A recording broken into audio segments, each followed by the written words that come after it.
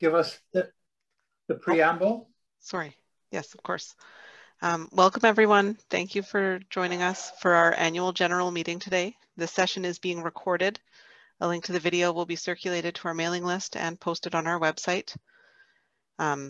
If you don't want to appear in any of those places, then don't turn on your camera. Our Community Forest Board Chair, David King, will chair the meeting, which should take approximately 50 to 60 minutes. At the end, we will have a question and answer period, so please save any questions or comments you have until the end. Thank you. David? Thank you, Sarah. I would like to call the meeting to order and welcome everyone who is with us. And on behalf of the Sunshine Coast Community Forest Board, I would like to acknowledge and appreciate living and operating on the Seashelt lands, and thank the District of Seashelt and their participants, Mayor Darnell Seeger, who joins us this evening, as well as Alton Toth, who is on the board, and Brenda Rowe, who is also with the District of Seashelt Council and is also with us this evening. I would also like to introduce myself, Dave King. I'm the current chair. Peter Moonen is with us as a director. Tim Anderson, director. Kathleen Sudis, director. Jim Tivey, director. Elise Rudland, director. Brian Anderson, who's not with us yet. He's as well a director. Tony Greenfield, director. And Jeff Craig, director. So thank you all for your participation. And you should have all received an agenda online. Are there any errors, omissions, or additions that you would like to make to the agenda? Anyone?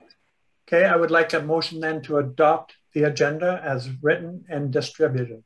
I'll make that motion to adopt. Thank you. Kathleen, seconder. Tony Greenfield.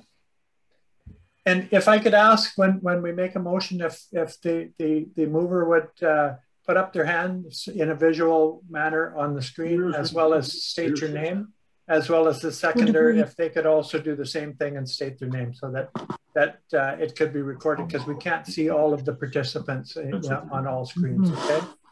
Thank you very much. When they don't shit in the woods, they shit in the middle of the road. Mm-hmm. There was a big bear turd down the road last week. Yeah. Mm-hmm. Somebody has their microphone on, and if they could mute it, please. Unless you're shit in the woods. Mm-hmm. No, actually, they don't, as far as I could tell. Forest, if you could please mute. Woods. Mm. I've seen them in the middle of the road. Yeah. Constantly. Okay. Thank you so much. So, also, too, you should have received the minutes from the May 11th, 2020 annual general meeting of the Sunshine Coast Community Forest. Are there any errors or omissions? No? Could I have a motion to adopt? Peter Moonen, motion to adopt. And a seconder, Kathleen Sudis. Thank you so much. Now, I would like to introduce Richard Wilson of Crowe McKay, and they are our auditors. And if he could speak to our financial statements, which were distributed as well. Yeah, Richard? Absolutely. I'm somewhat backlit here, so I appear to be a somewhat dark and shadowy figure in your screen, but thank you. I can't, yeah. So I believe in the package, the audited consolidated financial statements are in the package. And so we're going to go through those relatively quickly, but nonetheless, these are the consolidated financial statements for December 31st, 2020. They are still consolidated because during the year, for at least part of the year, there was a subsidiary. That subsidiary was wound up in 2020.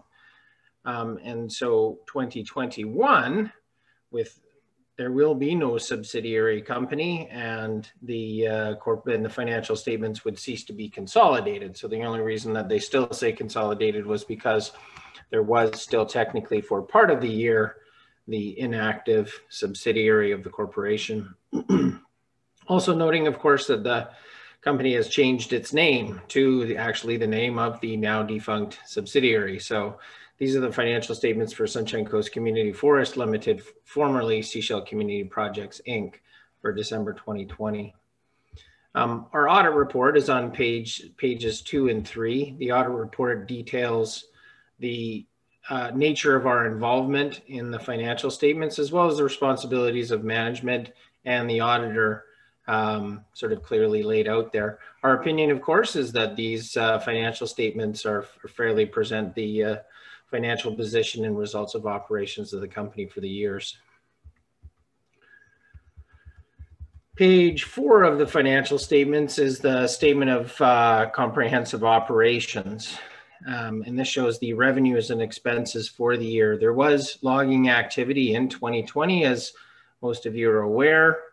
And you'll see a fairly robust gross margin from the sales that took place. And that was reflective of both the nature of the logs that were sold, primarily cedar, and the prices of cedar as they escalated towards the end of the year. And so that's reflected on that page, as well as a similar level of overall expenses, save for the community donations, where there was a fairly substantial community donations in 2019, and that was the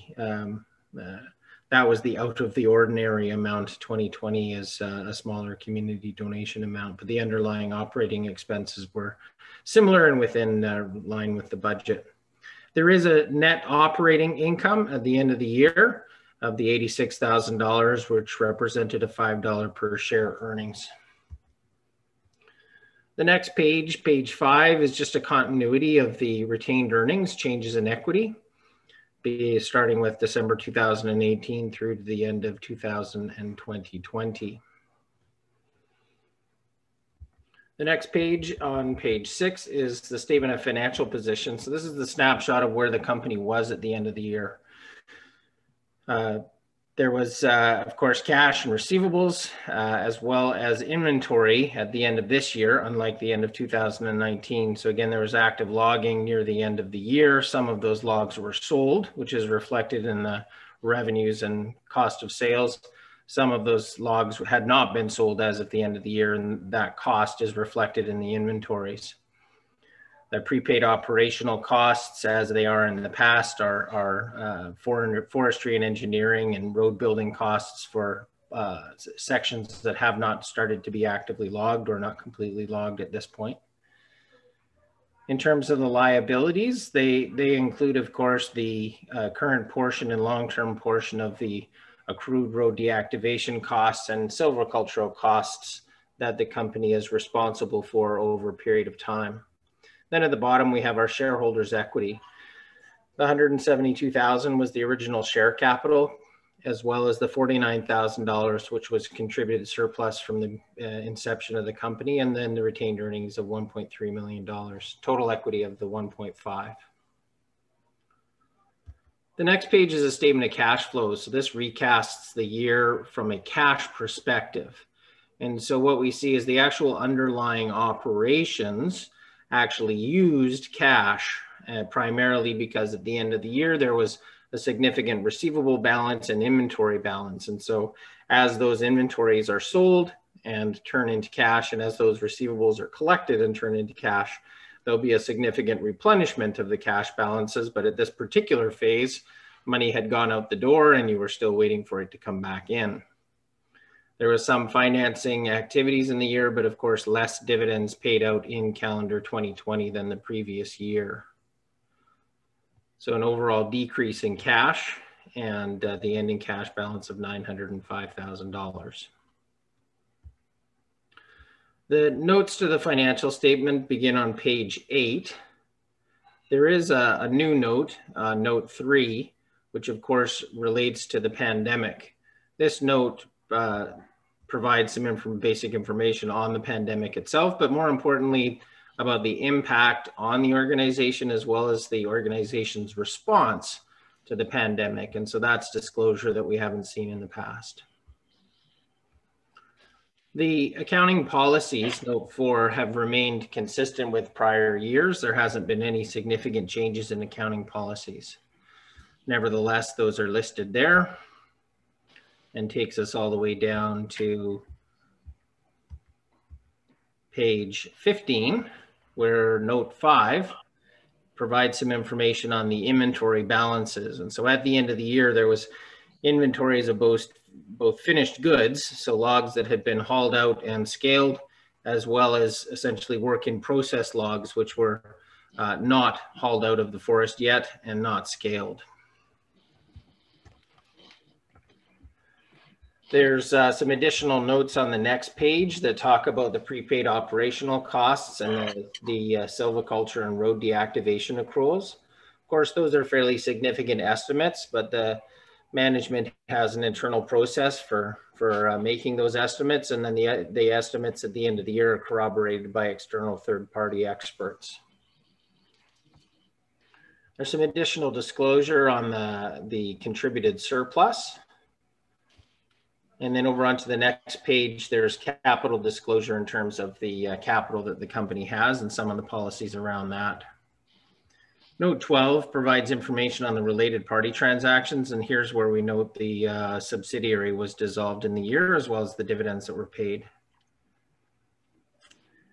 Note 13 provides financial instrument disclosure, which is risk disclosure related to financial instruments, which is really anything that is cash or could turn into cash or is going to make you give someone else some cash. And so any organization that has financial instruments has risk associated with those. In this case, the risks are appropriate in the circumstances and reasonably well mitigated. But nevertheless, that disclosure is required disclosure around the various kinds of risks that exist. And that takes us to the end of the financial statements. So it was, I'm sure everyone was happy to see active logging and active operations back, and into 2021, of course, you're continuing to have active logging operations and continued good prices for the foreseeable future. So that's also a plus. Okay, Dave, I'll pass it back to you. Certainly happy to answer any questions that might be out there. Thank you. And I would ask any of the board members of the Sunshine Coast Community Forest and any of the councillors and mayor from the District of Sechelt to ask any questions, and any of the general public that are online with us. If you could hold your questions until the end of the meeting to our question and answer period, and ask Richard those particular questions that you might have, so that we can move this forward. And Richard, if you would hang in there till the end of the meeting, I'd appreciate it, so that you could ask anything that might come up at the end of the meeting. Yep, financially. Can do. So for any of the directors, or for Alton or Darnelda or Brenda, do you have any questions of Richard? Okay, so could I get a motion to adopt the financial report as presented this evening? We need a motion to adopt. I can't see any hands, so. Okay, Kathleen has her hand up, and I need a seconder. And if you could unmute and let us know who you are, that would second this. This is Tim Anderson. Okay. And you're seconding that, Tim? I am. Thank you so much. Okay. And so a now, vote? Can we have a vote of? Yeah, all in favor? Dave King approves? Anybody else? Can you see the hands, Sarah?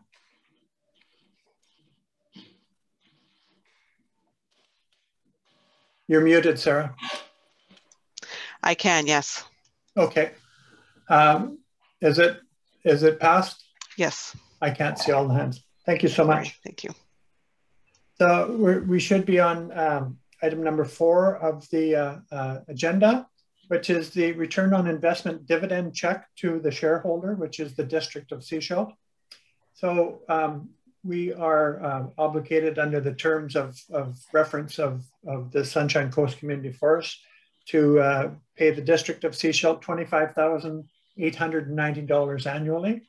And if you could see this, this is a check for that amount that we are presenting this evening to the District of Sechelt. As well, we have an extraordinary dividend check because we did some logging this year of $200,000 that will be presented, this check will be presented to the District of Sechelt. And for those who are observing and may not be aware, the $200,000 goes into a legacy fund, which goes back into the community through the District of Sechelt and directly through the split and directly through the Sunshine Coast Community Forest, and it goes back into the community. And if you read our ad in the paper, you would have noticed that some of the persons who benefited from the legacy fund this year. So so that doesn't need a motion because it's just a formality at this point in time. And we'll be presenting that to Mayor and Council, those checks. Thank you very much. And now item number 5, we need a motion to appoint Crowe McKay LLP as the auditor for the corporation for the 2021 fiscal year. Could I have somebody move that? Yeah, Tim Anderson here. I'd like to move that. I think actually the shareholder is supposed to. You're right. I'm sorry. Okay. Moved by Alton. Alton, thank you. And Tim, would you second that? No, because I'm not a shareholder. I think Brenda. I'll second it, Brenda. Oh, okay. Yep. Thank you very much, both Alton and Brenda.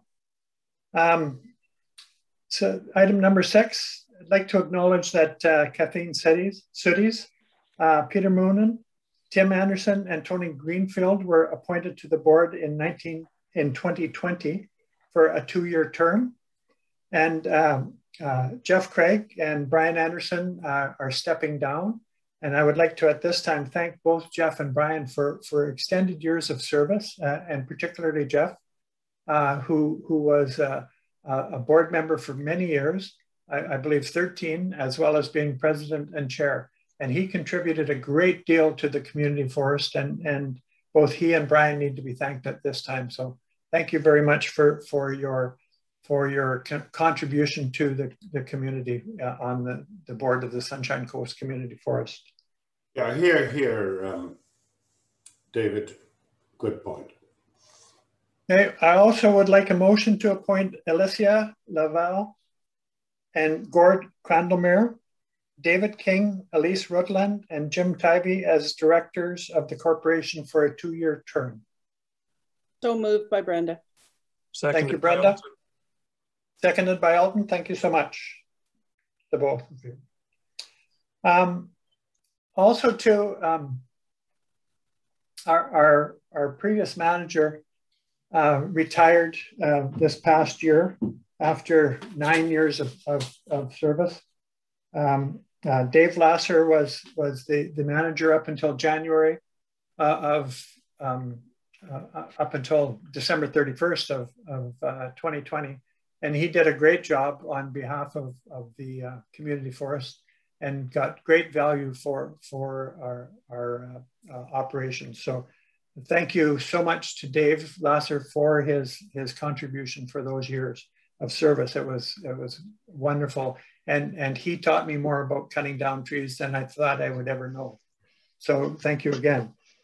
And now I would like to introduce Warren Hansen, who is our current operations manager, who in turn will, after his report, which we will receive and we need to adopt, he will introduce our guest speaker, Laurie Kremsater. And so Warren, I will hand it over to you and thank you so much. Yeah, thank you, Dave. Appreciate everybody being on the call. And this is my first AGM. I've attended a few more, but this is my obviously first for many people for a virtual AGM.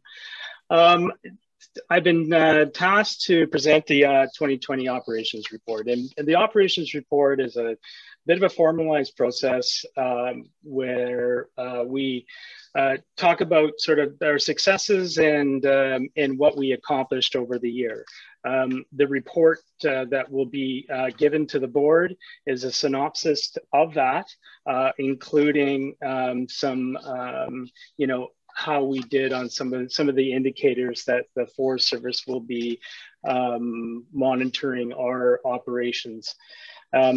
So I just wanted to briefly highlight, on our operations report. So we had a slow start, obviously, from COVID, but we had a forest stewardship plan that went through 18 months of due process. The final approval was given by the nation as well as the Ministry of Forests in a joint consent back in March 2020, and therefore allowing us to apply for 2 cutting permits, which we were able to start harvesting in November 2020. So the harvesting done during this time frame of these blocks overlapped to 2021. So a portion of the blocks got logged in 2020, and we logged 2,300 or just under 2,400 meters of wood that was sold in 2020, and 100% of it was sold to coastal BC mills and manufacturers. Sorry, somebody's talking. And then as well, we had to, we also continued to look after our silviculture commitments. We declared 4 blocks as free growing, and these blocks were blocks that were harvested in and around the Field Road area in our East Wilson chart. As well as we completed some planting of 3,600 trees, and we've done manual brushing to the extent of 25 hectares, I believe. So we continue to do that. And really our success of the community forest really isn't down to just the people you see on the screen. We've spent, to do the harvesting, we spent $400,000, and that operational spending was spent in our community. And so, I wanted to kind of acknowledge our contractors and our professional service providers. RGM Contracting did the harvesting, Indian Isle Construction that did some brushing, Bill Wells Backhoe Services did a lot of our grading of our road systems. Highline Log Services are scalers, airspan helicopters is Seashell Creek Contracting, did our dryland sorting. Fleming Tree Experts did all our pruning work around all our cut blocks. Seashell Sign and Printing produced our maps, and Canadian Overseas and Chartwell Consultants both helped out. Chartwell Consultants is based in North Vancouver, but we still have offices here in Gibson's. Canadian Overseas looked after the marketing of our timber and did a fantastic job to find local markets and make everything all work with our commitments to local people and local markets. Also too, with COVID, it made community outreach, and one of the things that that we pride ourselves on is to reach out to the community and kind of have a personal engagement. And so we had to really kind of get creative when COVID hit, and we did some Earth Day giveaways. We gave away some native species seedlings that were pollinator friendly and fire resistant and drought species to kind of discuss or to sort of kind of an outreach for climate change. Also, we still held our 6th annual Wood Expo, which showcased 27 talented local artists, including our Sunshine Coast Woodcrafters Guild. We had 300 attendees that came out. This was in early fall. 2020.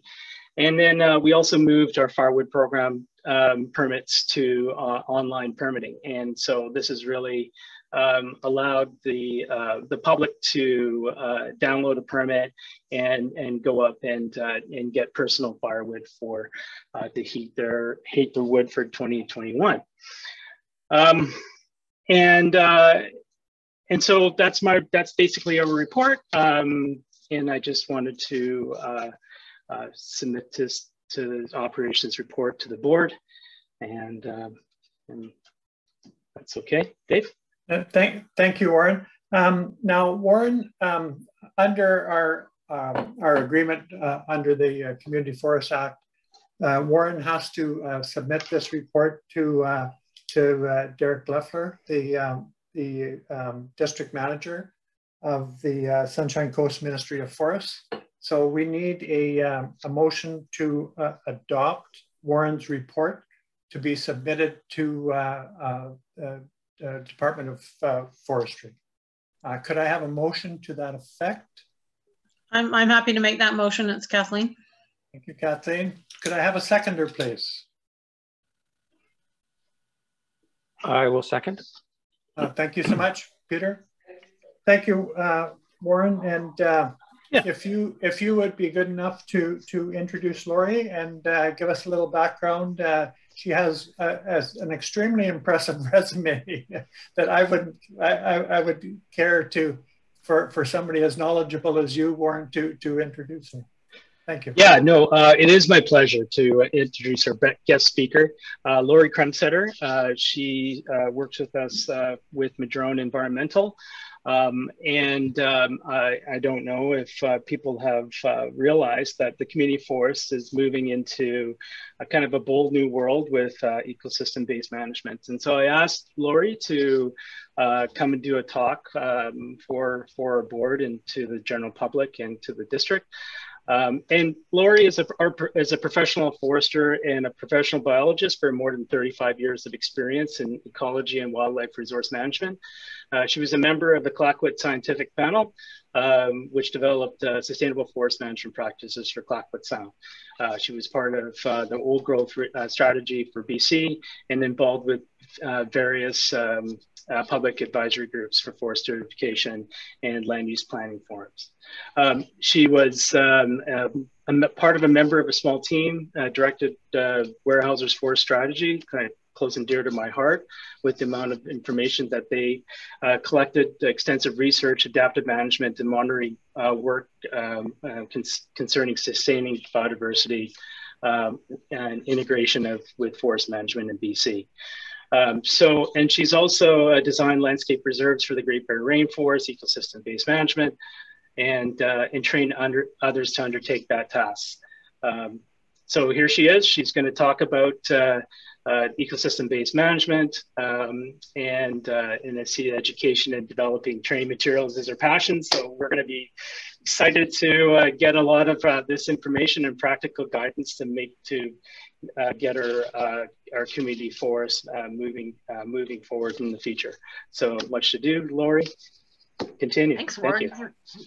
You were supposed to distill that to like 3 sentences. I'm sorry, I sent you the whole thing. It matches your extensive resume. Let's see if I can share the screen here. I'll stop sharing. There we go. Where's my PowerPoint here?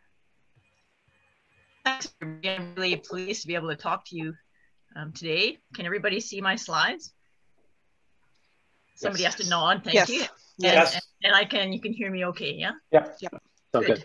Okay, so as Warren said, he asked me to talk about some of the initiatives that are going on in coastal BC that concern ecosystem-based management that can provide some context for where the Sunshine Coast Community Forest might want to go with their management.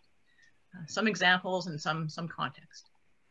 And most of what I'm going to talk about today are around landscape planning and stand level practices at the cut block level. So let's carry on here. Again, like if you have questions of clarity, like what the heck is that acronym, please ask. But otherwise we'll hold our questions till the end.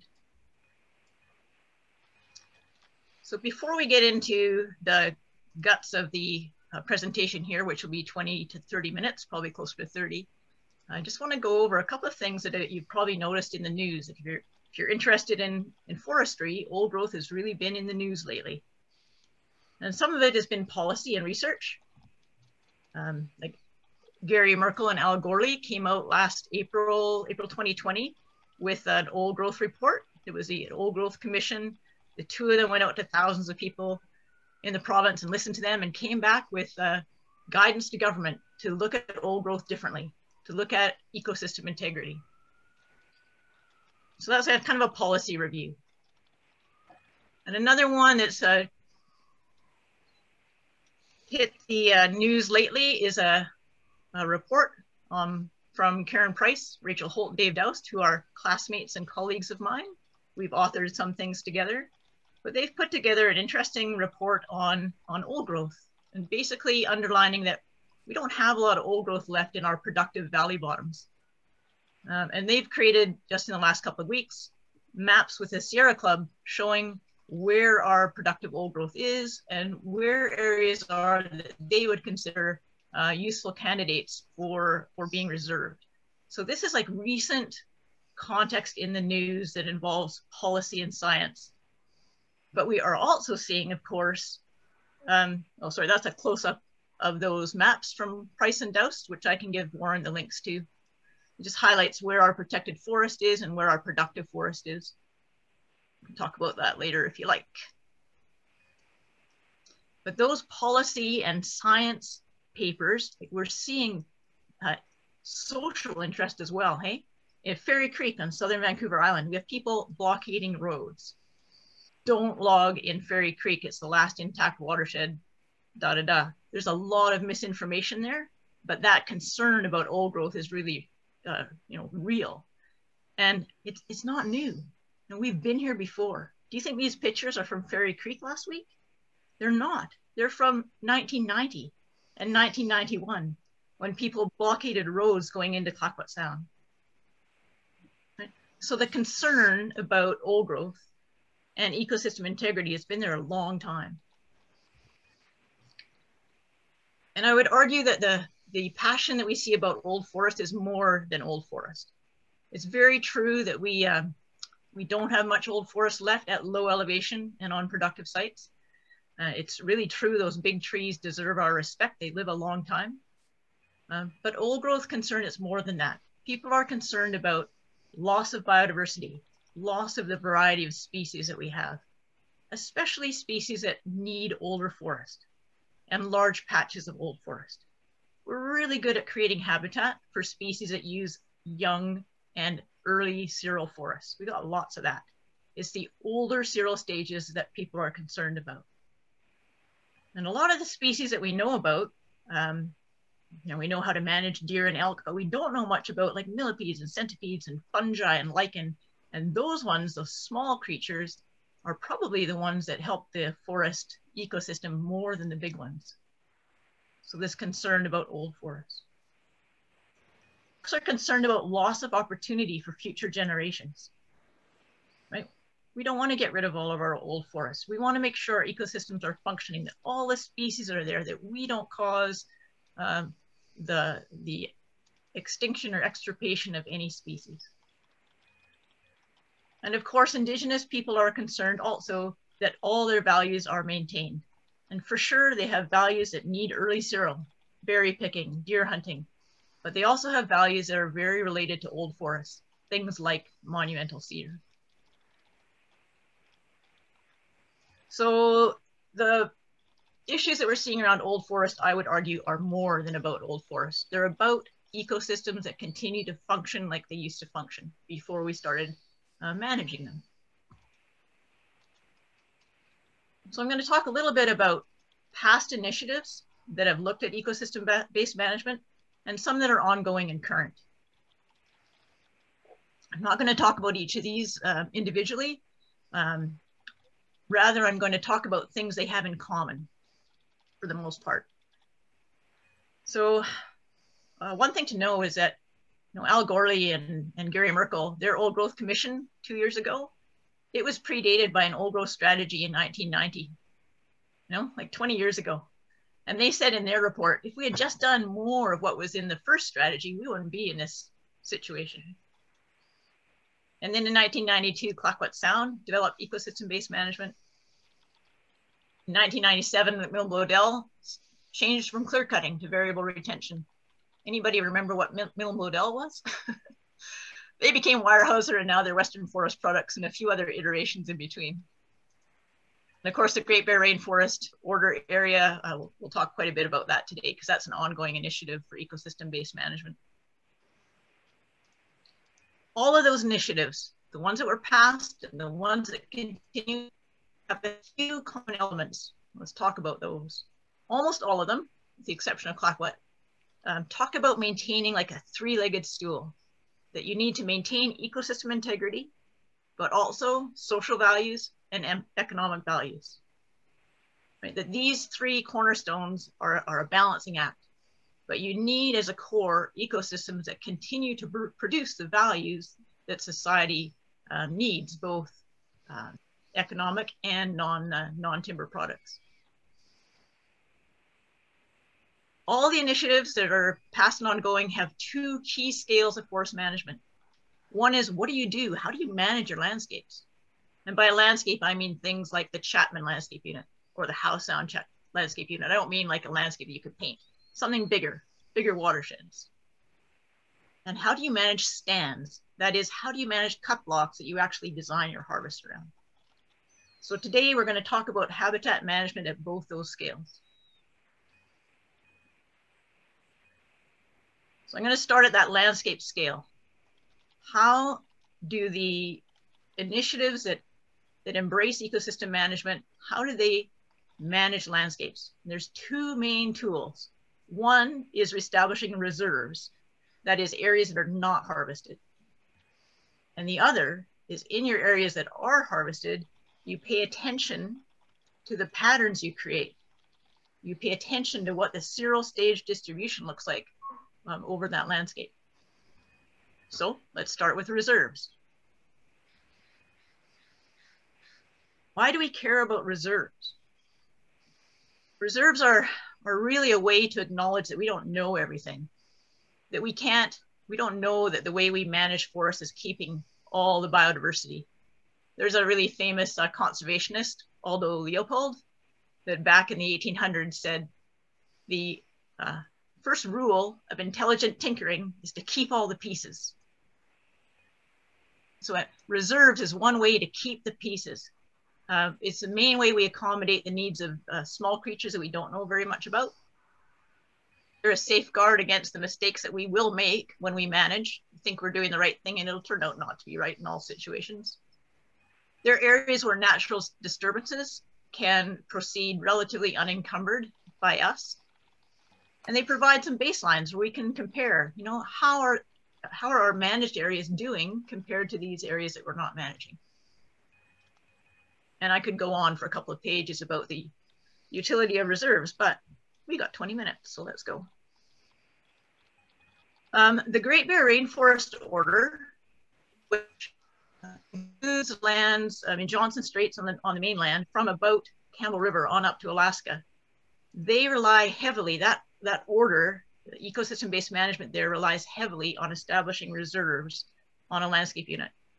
This is an example in purple of reserves on an island called Hardwick, which is one of 4 islands in the Thurlow landscape unit.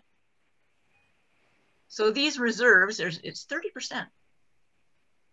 30% of this landscape unit is in reserve. The idea was to have some big patches, as you can see. I don't know if you can see my pointer or not. And then connections of riparian zones, connections of shoreline strip. So that's what our reserves currently look like on that particular island in the Johnson Straits off Campbell River. And the rest of it is available for timber harvest, 30%.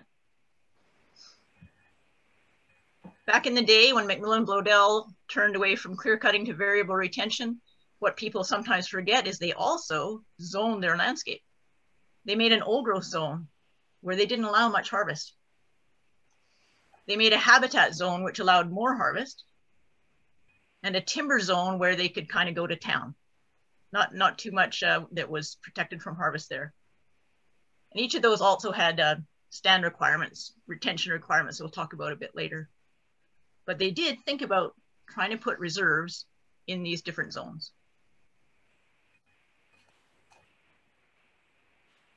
There's another example. I keep changing the colors so you don't know what I'm talking about, but the green here are reserves, and this is in the gray landscape unit, again, under the Great Bear Rainforest Order area, under ecosystem-based management. The little gray areas are private. We can't put reserves there in the Great Bear Rainforest area, nor can we put reserves on community forests or woodlots. So often, community forests and woodlots are not part of the bigger forest planning environment, which is okay when they're small, but maybe not so okay when they're large.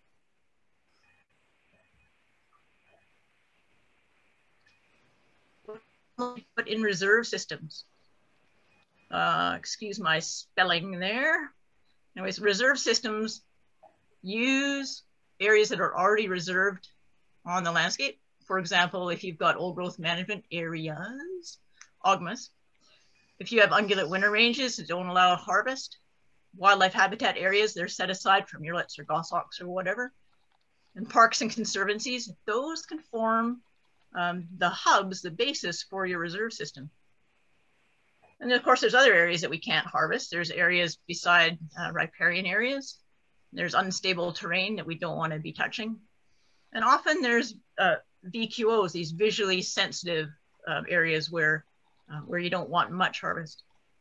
And that often can form the backbone of a reserve system. But usually it's not enough. Like if our reserves are to maintain biodiversity, we want them to do a bit more than this. And so often you have to think about adding to your reserve system to make sure that you represent ecosystems. Can you guys see my cursor? Yeah? Yes, we can. I can see your face and not many others. So I'm talking to you. So BC is like exceptionally good at protecting mountaintops and high elevation. We have stunning park system, right? And we made the protected area strategy back in the 90s, and that added more to that system, but still most of our protection is high elevation. And that's really good for some things, but it's not so great for the main players of biodiversity, like where trees grow well, low valley bottoms, other species are really packed into those areas too. So a good reserve system that is aimed at maintaining biodiversity will have examples of all ecosystems, not just our rock bluffs, not just our high elevation. It will include connections between those reserved areas, and it will have some areas that are away from edges, so some forest interior. Most of our disturbances on the coast opened up the forest in little gaps. Insects came along, fungi came along and made root rot, small pockets die. Wind throw maybe takes out a bigger swath of forest. Fires, especially the Sunshine Coast and the southern areas, will take out somewhat larger areas. But for the most part, our older forests existed as pretty large patches. And we have some creatures that don't do too well next to openings. They want some interior forest. And then when you're designing reserves, you also want to think about if you have any special species that you need to be concerned about. Perhaps murrelet, perhaps goshawk, some others. My talk today focuses on these kinds of ecological elements, but there are also social values that you want to capture in a reserve system, depending on what they are. So the values in your community and the values in the First Nation community are something you need to know about, especially as a community forest, and think about whether reserves are appropriate ways to address some of those values. Reserves aren't the key thing for everything, right? Some things like deer habitat and berry picking, you need early cereal forests. So there is a place for reserves and a place for management.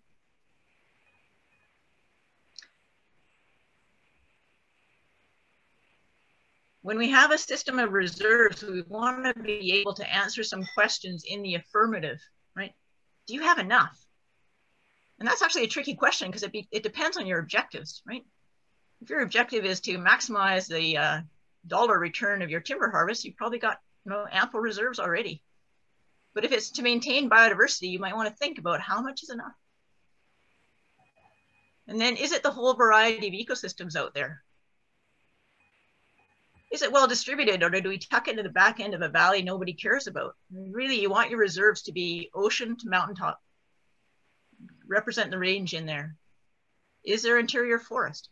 You don't want just guts and feathers and little dribs and drabs protected here and there. You need a thoughtful system, ideally, that has some bigger patches and connections in between them.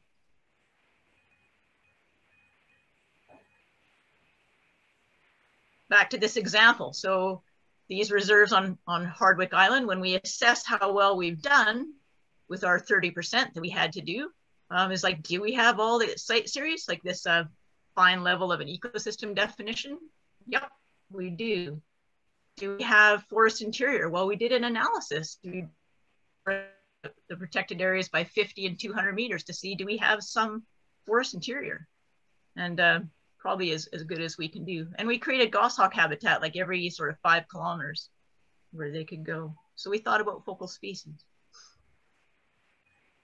When they looked at the reserves at MacBlow, which then became Weyerhaeuser pretty quickly, when they created reserves, they did an analysis of how do our reserves look in these different zones that they set up. And what they found is that on the east side of Vancouver Island, especially the southeast side, well, no surprise, this is where timber harvesting has gone on for a long time, but also people live there, lots of them, and agriculture is there.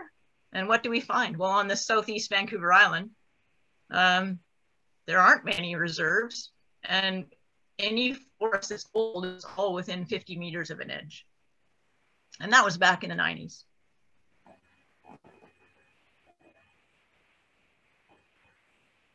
Ideally on the coast, where most of our forest in a natural state is pretty old, we would make reserves that were old forest.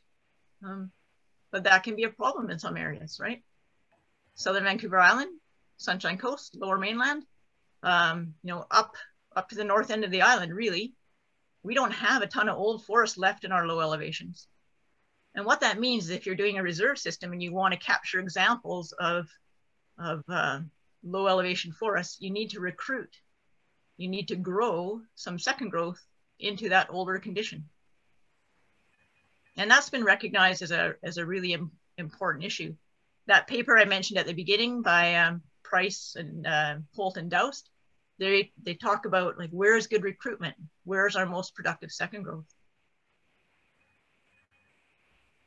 And Alan Banner and Dale Meidinger have come out with they were asked to help in the Great Bear Rainforest where there's not enough old in some areas. How do we identify the best second growth, or second growth that's almost old? And they've come out with a handbook, Land Management Handbook 72, that says when you're in the field and looking at a forest, these are the things you should consider to decide or to rank your second growth to see whether it's good recruitment value. Basically what Alan and Dell are saying is like, we define old growth rate now as over 250 years on the coast. We don't have much of that left, but we do have some that's 140 and up with some old structures. And we've got quite a bit that's 80 years old and better with forest structure. And so they developed what was called it is called a forest attribute score that says, how many veteran overstory trees do you have? Here's a new word for you today, a new acronym. They're called VOTs, veteran overstory trees. So how many veteran overstory trees do you have? How many big snags, these ones that are over 50 centimeters diameter and more than 5 meters tall? How much understory and herb cover? How much down wood? Was it a natural stand or harvested? And is your canopy complex or is it pretty simple? And they developed a point system to score these stands. And if you do those in your forest, you can have a pretty good idea of what stands will make good recruitment. They'll get to old first. Of course, that's not the only thing, like the location of stands and other values all factors into it, but this is a very useful tool for assessing the quality of your stands if you're interested in making reserves. So if you got lots of reserves, then the pattern of your forest harvesting on the remaining land base doesn't matter too much. But if you don't have many reserves, like if you've got your less than 4% or less than 10%, then your pattern of harvest, because it's taking up the other 70% of the landscape that's not rock and ice, it matters how you design your harvest.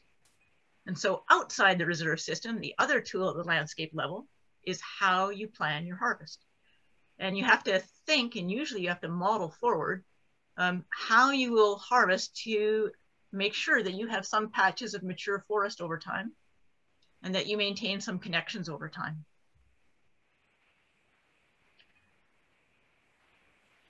One of the things we want to make sure is we're not doing the same patterns everywhere, because we almost always find some negative things about what we think is good at one time or another. So it's good not to always do the same thing everywhere. Thinking about connections is really important. That's also connections of old forest and connections of young forest. Thinking about how to maintain patch size. How do you maintain some core areas through time? You don't get big patches of mature happening if you disperse your young forest everywhere in your harvest area, right?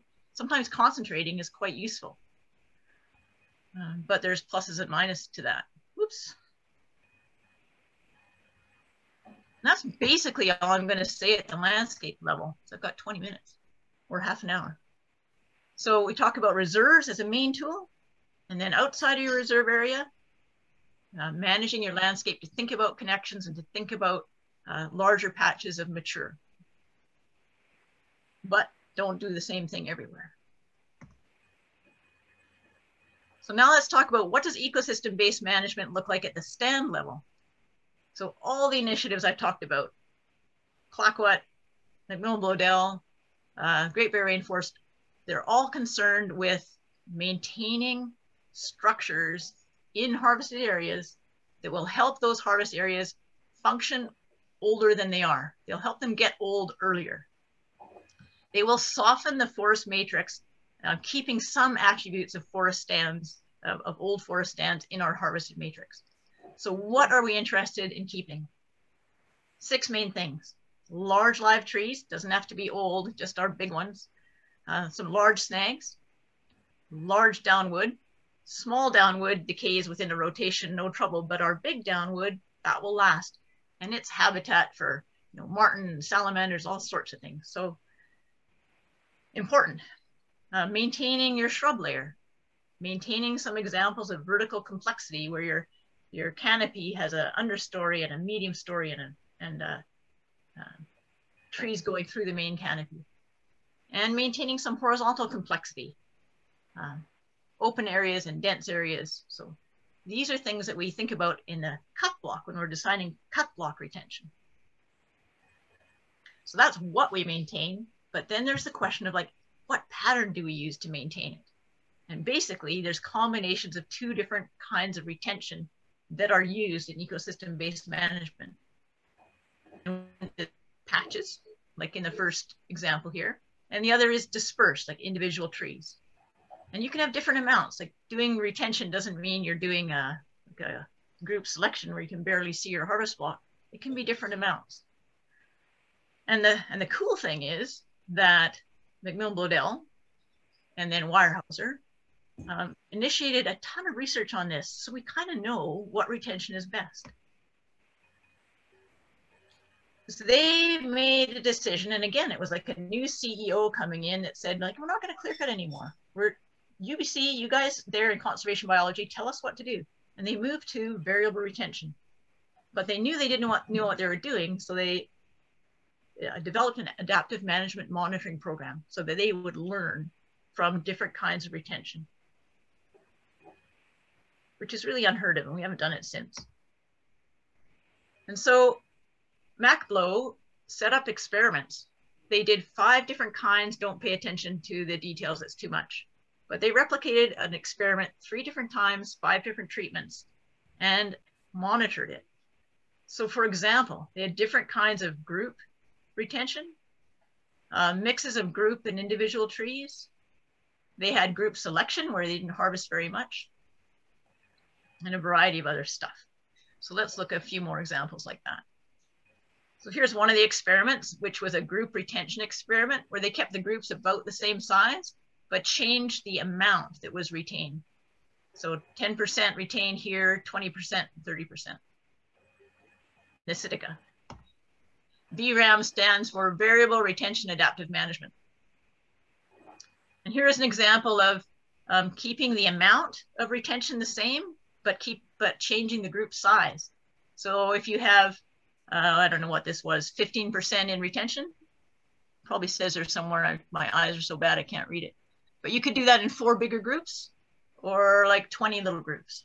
Right? So they did that replicated a few times. And there's just purely dispersed retention at different levels, 5, 10, and 30% of individual trees kept on a cut block. But they also monitored the clear cut and the uncut forest. And the monitoring is kind of interesting because it gives us some information to go on. First of all, they had to do some implementation monitoring, which is like when we wanted to retain 20%, did we? So was it implemented properly? But more interestingly, they did effectiveness monitoring.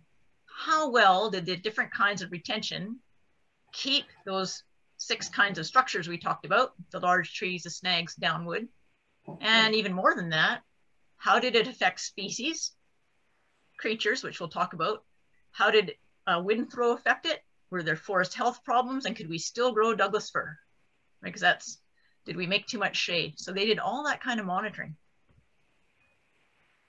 And I could talk for 2 hours on that. But anyways, the basic findings of their monitoring was that patches, retained patches, were better than this dispersed retention for most things. And that's not surprising, right? Like in a patch, you can keep snags, which if you left them by themselves, there would be work safe hell to pay, right? You can't have a snag sitting out there in the open with harvesting and planters working around them. The larger the patch, the more interesting attributes were maintained. But in dispersed retention, dispersed was actually better for keeping large trees. So the operators out there were better at picking big trees for dispersed retention. They didn't, when they made patches, they didn't catch as many of those big trees. This stuff was only monitored for about 7 years before Weyerhaeuser was then bought by Western, and also some of the tenure sold off to, were given to First Nation groups. And so the monitoring kind of fell apart, but in the first 7 years at least, there was some wind throw, but not a lot of edge effect. Like the patches really still had lots of good stuff in them. When they compared the patches that they retained to the uncut benchmarks, it let them improve their practice. So initially they found that they didn't select the big trees for retention in comparison to how abundant they were in the uncut forest. They weren't as big, they didn't have as much basal area. And so they were able then to adjust and tell their operators, no, like we want you to focus on the bigger trees for that individual tree retention. So the monitoring helped them improve. And one of the very cool things is that they monitored species, actual creatures. We don't do much. We do monitor like deer and elk by hunter returns, and we do monitor species at risk. Interesting, we often monitor them like only long enough to figure out where they're nesting, and then we make a wildlife habitat area, and then we don't monitor them anymore. And of course, we do monitor birds because people are interested in that. So we have breeding bird counts and things like that. Not a government initiative, but at least people do kind of check in on birds. But we don't check in on the whole variety of life. And so Macmillan Bloedel thought very hard about what species should they monitor. And they monitored like what they call umbrella species, species that represent other species. Ones that are key for ecological function, and some little things that we don't know very much about. Try to get all the guilds. So we included like slugs and snails and puppy dog tails. Here's a list of all the species monitoring that they did. Birds, mosses, lichens, beetles, all sorts of amphibians, slugs and snails, these gastropods, mycorrhizal fungi, the fungi under the soils. You might have seen some press lately on the mother tree, Suzanne Simard's The Mother Tree book. These connections between trees, how far do mycorrhizae go into openings? squirrels, which were everywhere, and some key vascular plants. And what did they find? So they asked some questions about retention. How do retention affect these species? And basically, how much you retain made a difference, and edge effects made some difference. So the main take home from the species monitoring, and it's a little bit different for every guild, but retention is able to bring some of those species from older forests into a clear cut. They wouldn't normally be there. And group retention is better at doing that than the individual trees retention. They didn't sample the whole range of retention, mostly up to 30% retention. I cut out about 20 slides on how species respond to stand structure. So you don't get that because I don't have enough time.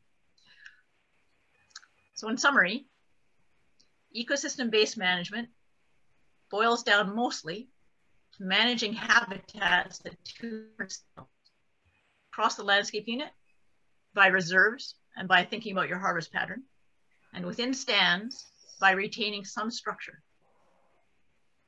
We have already a ton of examples of clear cuts and early cereal that's without structure. It's not to say those are never happen on the coast and they should never be done. It is that we have already tons of clear cuts. So if you're thinking about ecosystem-based management, now is the time to think about some retention. Doesn't always have to be high levels, but some retention. It softens your forest matrix, lets more species reside there.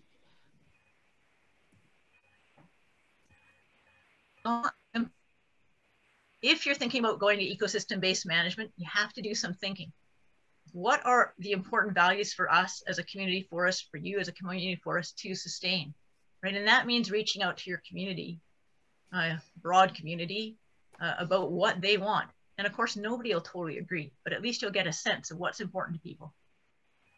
And then you can think about reserve design. Like, how much are we going to put in? What do we want it to look like? Where's our best old forest recruitment? These are questions you can start to address.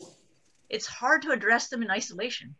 I mentioned that community forests even aren't part of the playing team in the Great Bear Rainforest Order area. They're considered too small. But it's a pretty good chunk of tenure here on the Sunshine Coast, right? So you could lead the show and think about ecosystem-based management and reserve design. And then you can get some of your neighbor licensees and the district to start helping with that as well. And there's always opportunity to think about where to put some retention in cut blocks. And there's examples, like I've just indicated that there's lots of previous initiatives and ongoing initiatives that can provide templates, not so much templates, but at least examples that you can modify for your own local needs and situation. That's about all I'm going to say for now. Thank you, Laurie. That was very informative. And I think we're at the point that we could request any questions that the maybe have of either Richard on our financial situation and statement, or Laurie on her presentation, and if you have some questions of Laurie, or Warren, or any of the members of the board. So I'll open up the floor right now, and Sarah, if you could organize that, I'd appreciate it. So, Peter, you have your hand up. A question. Yeah, Laurie, thanks very much for that. Just a question: how is the government reconciling impacts on harvest over the long term, and are they trying to reach a certain percentage for each cereal stage for each forest type? And, you know, I'm just curious about that. I mean, we have a young stand with some VOTs. I used to call them BOTs, which is big old trees. You know, to what level do you want to have sort of a comprehensive, age and stand class diversification? And how is the government reconciling that with harvest levels and economic factors, or have they? No, I don't think they have. So the Old Growth Commission report came out in April, and the government said, yeah, we're going to do something about this. which is probably the first time they've actually said that, right? The old growth strategy 20 years ago, they didn't come out and say, oh, we're going to address this. They didn't. But now they're saying they will. But multiple use, like you can't actually get everything out of the same pie. If you do put a system of reserves in, retention you might be able to do without too much impact on your cut. If you increase your reserves through all the ecosystem types, a fair chunk of those can be put into already constrained areas, but not all of them, right? And it would make an impact on your cut if you choose to put a significant amount into reserves. And has the government figured out that? No. But I think they do realize that the cut in some areas, and I have no idea how your community forest cut is. So this is not directed at you at all. But certainly in some areas, they're searching for wood already, right? Without having any kind of extra need, any extra rules around old growth or reserves. In the Great Bear Rainforest Order, there is an agreement for a certain amount of managed forest, which is meant to hit a certain AAC. Whether that will exactly play out is still remains to be seen. Thank you very much. Additional questions? You guys didn't go to sleep at 7 o'clock, did you? Pretty quiet group. We do have a lot of retired geezers, so maybe they did. If I can be there in person next time, I can keep you awake by poking. Be careful with the retired geezer remarks. Until I'm retired, I'm not a geezer. I'm not far off that vintage either. So this is kind of like an auction again for the third time. Are there any other questions? Kathleen has her hand up here. Okay, sorry, Kathleen. Yeah, no worries. Actually, and thank you, Laurie, because that was really interesting, and I could listen to you talk for another at least 2 hours. And two things, actually. I hope you come back and speak to us again. And I really do. And also, your the forest attribute score, is that something that we could make use of? Actually, so I have not told you what's happening so far, but I took a team from Madrone up 2 weeks ago to take a look at some areas of the Sunshine Coast Forest. So a couple of blocks that are planned, but then also some areas that we identified as mature forest in the similar site series as those blocks. And we went and we did those forest attribute scores. We went and looked at those areas and said, which ones of these, if you had a choice, would be best for recruitment? But again, whether you want to reserve those or whether they are, depends on how much you want to do and where. So, but yeah, that forest attribute score is really handy for indicating stands that have interesting structure. Yeah, it looks interesting. And it's quantitative, so it's not like you go in and you go, oh, this is nice, and somebody else might go in and go, oh, this should be logged. Like it takes away some of that subjectivity. Exactly. Yeah. No, I found that struck me as far as being a really potentially useful tool. So thank you. Are there any other questions? No. So a couple of just a little bit of housekeeping. On behalf of the board, I'd like to thank Richard Wilson and his group for looking after our accounts and keeping our finances in order as only accountants can do, because the rest of us don't understand even how you speak. And I would love to also thank Laurie for coming out this evening and spending your time with us. And as Kathleen said, we look forward to other meetings with you and going maybe a little deeper and helping us move in that more sustainable direction. It would be my pleasure.